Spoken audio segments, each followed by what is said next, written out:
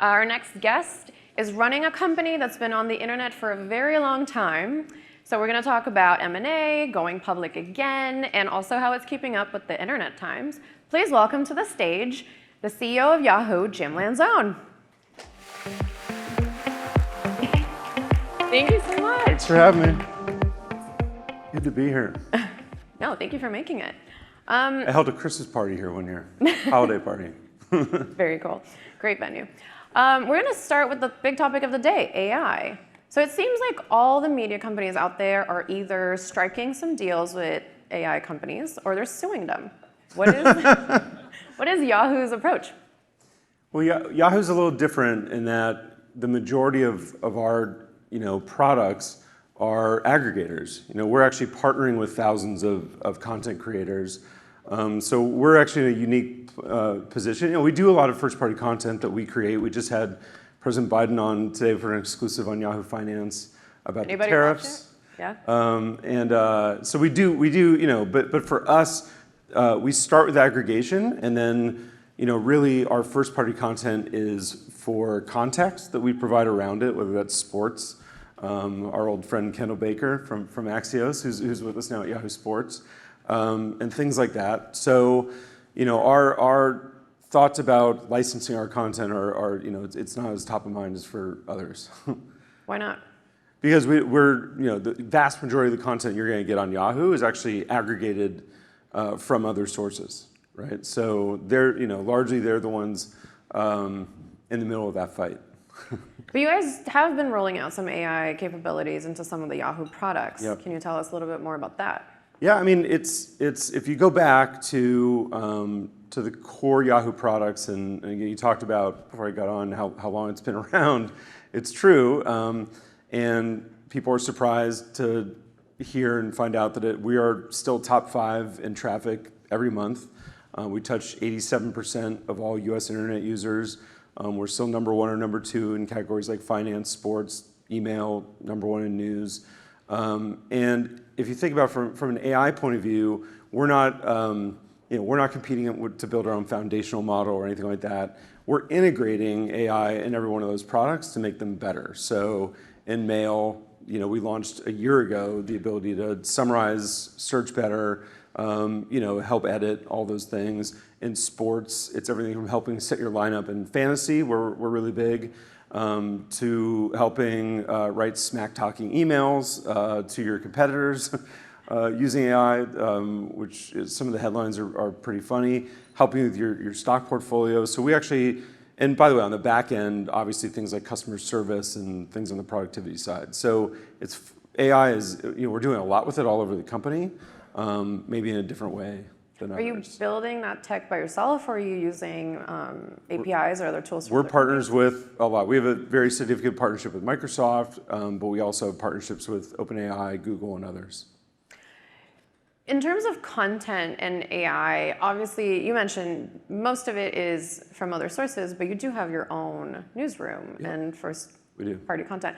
Do you think about what's defensible, or what, in the future when AI is doing a lot of the commodity type of content, what can Yahoo still do itself?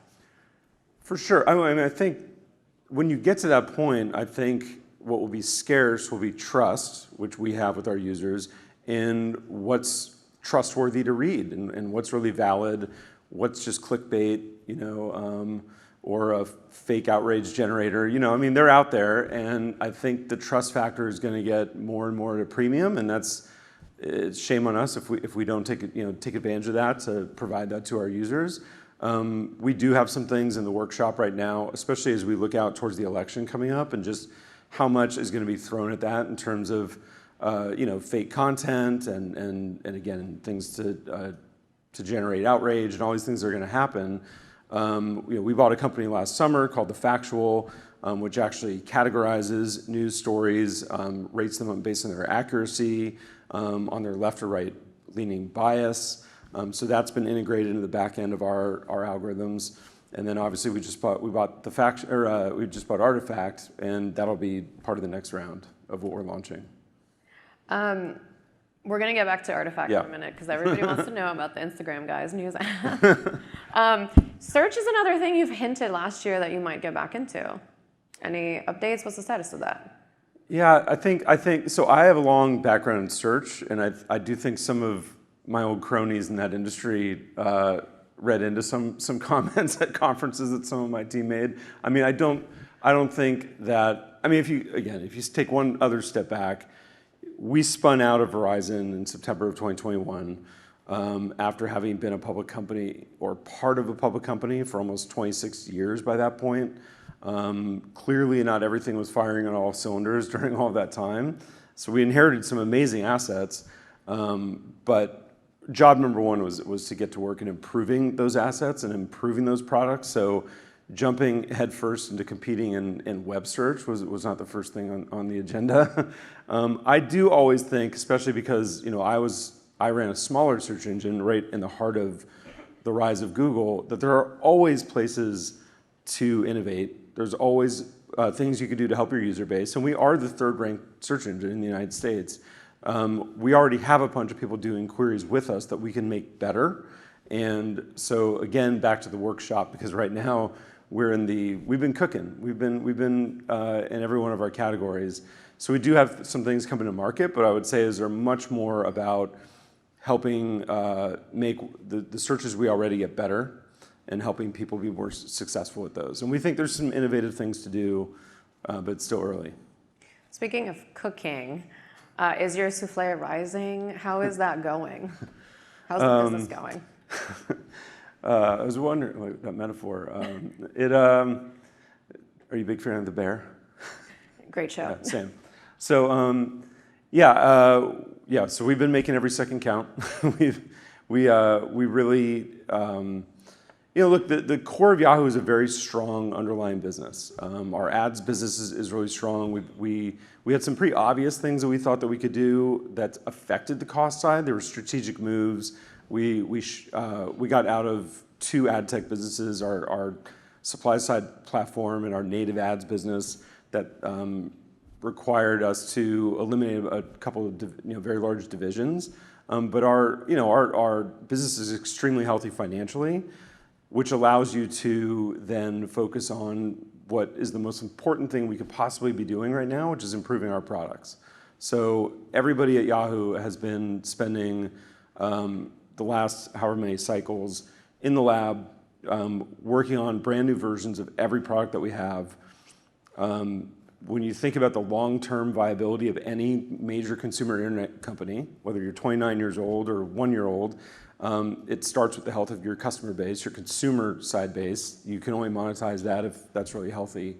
So we start there. But again, we're one of the largest ad sales forces on the internet. We make a lot of revenue in web search and other areas. So very healthy on that side of things. But it's been great to be able to focus on innovation again, and that's where we've been focused.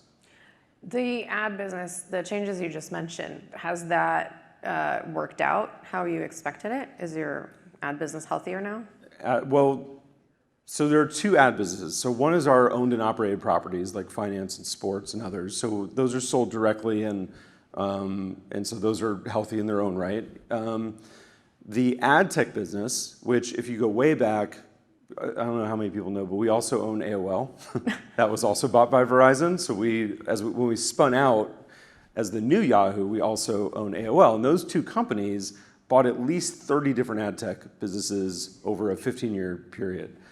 So really our job was to streamline those and the things that were really viable going forward. And the thing that we were best at was our demand side platform, our DSP.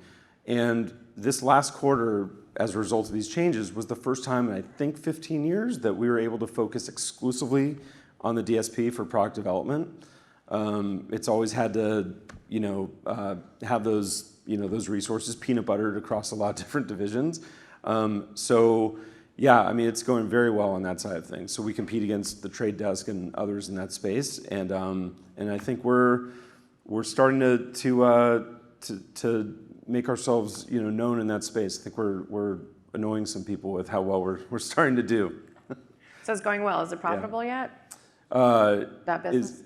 On individual basis, it's not quite profitable yet, but much more much, much more profitable than it was. Yeah. That's good news for Yeah. you. Let's talk about bigger future for Yahoo. Obviously, used to be publicly traded, currently owned by PE. What's the plan to go public again? Well, so that would presume that's the only plan. Oh. I would say, look, my experience from having done this for a long time is no matter what that outcome is, if it's an IPO, if we're bought, if we are just around for a long time, like giving out dividends, whatever that looks like, really it starts with how is this going to be a successful business for the next 30 years, right? And again, what's been, it's after having been public for so long, the ability to improve this business as a private company again, making investments as we see fit, and really improving the operations of the company, changing out the team. We've changed out the structure of everything. It's been a lot of change, especially when that first year was still COVID. So I don't think we need to think that far ahead yet. I think we have to think about growth and sustainable growth, not not thinking short term about that. But that's what all these investments have been about. I think if we do that, then good things happen, obviously, in this industry, no matter what.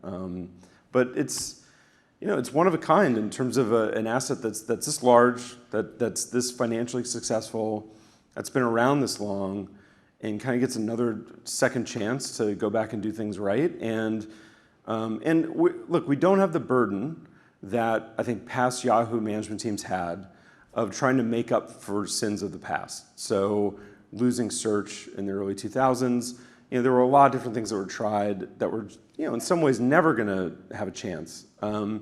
We now, how we've come back into the world, it's a much more simpler task of focusing on Yahoo Sports, focusing on Yahoo Finance, Yahoo Mail, making those great, like making the improvements that I think are long overdue to those products, and not having to worry about those existential problems that I think past teams were kind of stuck with. But is there any sort of timeline that you and Apollo are thinking about, like even a check-in, like in X number of years, we need to see where we're at and then decide what's next? Like, I mean, again, I've run big internet companies. I've also run startups. Had people like Bill Gurley on my board of my startup. You always have those timelines with investors. They could be VCs. It could be when I worked for Barry Diller or others. I mean, it's always, the pressure is always going to be on that way. I don't think there's any anything unique here, just because we have a lot of runway with the business itself. Being really healthy. So I'm sure in the PE world there are timelines, but I don't think that I was brought in to be the one to worry about those. I think we're super motivated to make every second count, to be doing this as fast as we can to make these products better, and good things are going to come from that. That is such a great place to be as someone owned by PE. Let's talk about M&A. So you guys bought Artifact, which was a news app that was started by the Instagram founders, and then you guys bought it in April, I believe. Why? What are you going to do with that? So let's start here. Yahoo News is the #1 by traffic news product on the internet. We do aggregation, and when Artifact hit, I was a huge fan right away. I don't know whether you were, but I think a lot of people here were. I loved how that product worked. I thought it was really smart, and I was a little scared of it at first, and what it could do. And I understood then when I saw that Kevin wrote the blog post saying that they were going to be shutting it down. A lot of the reasons were ones that we actually could have been helpful with, which was we have scale. We already have that audience. That's really hard to get. It's hard to light the wet log of traffic and get that going for any business, no matter how cool the product is. And if you think about it, the number of businesses on the internet that break through with true scaled traffic, I mean, 1 every 2, 3, 4 years. I mean, it's not that often, so it's hard to do. So when I saw that, I reached out to Kevin and asked him what they were going to do with it, and then it turned out that I wasn't the only one. And so that started a bit of a negotiation. But what Kevin and Mike, I think, saw in us was the ability for this product that they were really proud of to live on, to find that audience, and a team that really respected them and wanted to work with them on it. So actually, the way we did the deal, they're actually advisors to us. They're in the workshop with our team, helping us integrate it and build out what's going to wind up being a brand new product that's really a combination of the two, of what we were building and what Artifact was, but when it launches. So we're super excited about it. It's looking great. The teams have worked together incredibly well. For what was a pretty small deal, I think it can have a huge impact. When is this launching? I'm excited now. Not that far. I can't give an actual date, but not too far. It's not going to be too far out.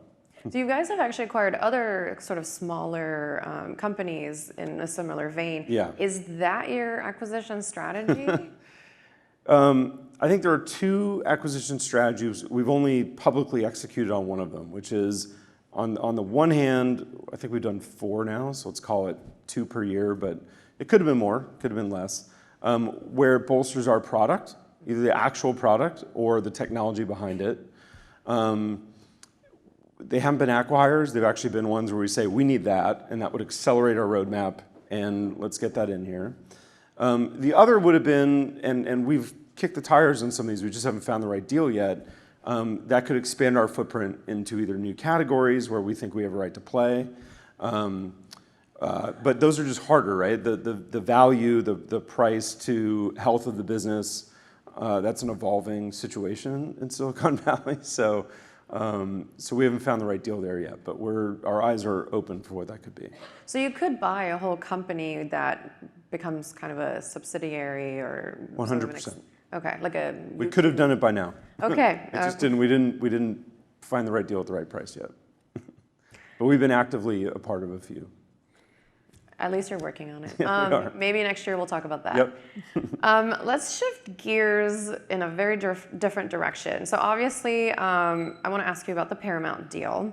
Apollo, which owns Yahoo, is in the running to potentially acquire that.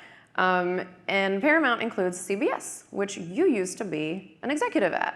So you have a very unique perspective, and I really want to hear what you think about. In fact, on that wall was a CBS interactive donut wall made out of donuts at the Christmas party. Right over there. Best place to talk about it. Yeah. So what are your thoughts? Yeah, look, here's what I'll just say. Categorically, I'm not a part of any of that. So it would be, I don't want to be boring about it, but I'd be making news out of nowhere to say that I have any information about that. I have none. I just think that we built some amazing assets over time there. I was there almost 9 years that we were super proud of. And I do think that there's a lot of value to those assets, whoever does wind up with them, or if they stay on their own. But I don't have any inside information on it. Do you have an opinion on what would be the best place for CBS? Should it be by itself? I don't think that that's even possible to know that, at this point that CBS, it's part of a conglomerate now. So I don't know that spinning on its own is an option. But should a big company own something like CBS, which has a broadcasting license? I think all of its competitors are pretty much owned by, in a conglomerate fashion. When we were a standalone company, we were the only ones not to be. So theoretically, I think it probably does make sense to be part of a larger group of assets. Fair enough. Another interesting job on your resume is that Jim used to be, briefly, CEO of Tinder. And online dating is a big topic. Don't I seem like I would have been?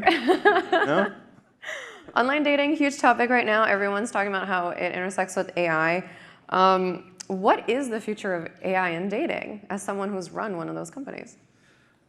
Well, I think this is true across the application layer. We haven't seen a lot of breakout application layer products yet, but it does seem to me that people are going to figure out the right ones that work on the relationship coaching side of things. People need that. They seem to be open to getting feedback that way. So to me, that's where that plays. Like anything that can help people kick off the communications process better, it would be helpful. I don't think having two AIs talking to each other while the real people are in the backgrounds is a great way to look at the future. It's pretty dystopian, but they always called it the hey problem in online dating. That again, I wasn't there for very long, but that the first text between two people was just hey from the guy, and they wanted more. So I do think that there's some richness there that can be brought to the table. But again, this notion that there's two AI robots while the real people are playing video games seems like hopefully not the pathway that's going down. Anything that can help real relationships in the real world happen, I think, is what I would be excited about. Okay. Should we have relationships with AI, or is that too dystopian? I'm not. One of the greatest things about Tinder is that it wasn't judgmental.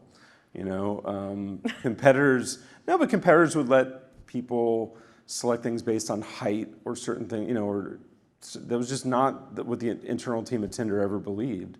And stats show that not only did it lead to health, more marriages or healthier marriages, but also like more interracial marriages and more gay marriages. And it was great for that side of diversity in relationships.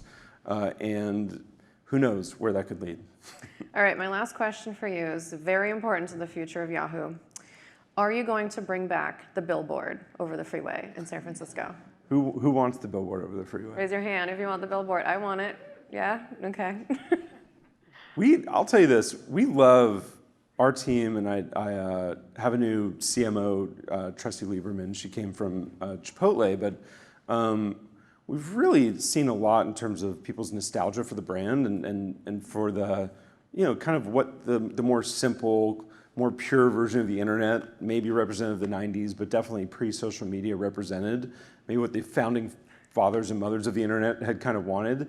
And there's something about the old Yahoo, when you go back and look at it, that's you get an interesting feeling looking at that. And I think a lot of the communications around it, the billboard, the dolphin ad, the yodel. I mean, at 49ers games now, it's still, we renewed this deal, but when the Niners score a touchdown, the entire stadium yodels the Yahoo yodel, still. And so I think, it's an interesting thing for us to think about leaning into, but not if the products aren't awesome. And that is jobs 1, 2, and 3 for us right now. It's all about product. Okay, I'm going to cross my fingers. Billboard is job 4. All right, thank you guys so much. We've got a couple more conversations and then cocktails. All right, thanks everybody.